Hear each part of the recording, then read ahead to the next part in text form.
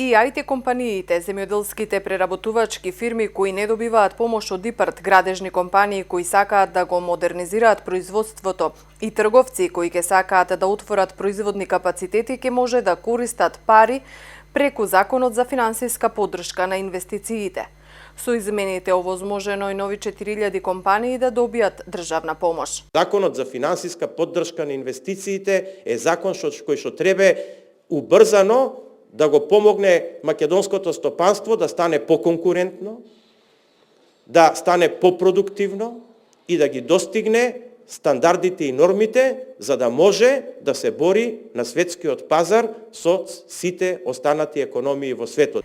Компаниите кои во моментот користат државна помош до 1 август ќе може да потпишат анекс. Оние кои сега ќе аплицираат, тоа може да го сторат до 15 октомври. Новите измени според надлежните ќе го подобрат стандардот на граѓаните. Новите инвестиции компаниите не само што ќе допринесат во економскиот пораст во земјата, туку ќе се создадат и нови работни места, а истовремено ќе го зголемат и животниот квалитет и стандард на сите граѓани. Во овие мерки е предвидена и помошта за сите тие кои што ќе ги зголемат платите на вработените. Со новите измени ќе може да аплицираат и компании кои во минатата година отпуштиле до 5% од вработените.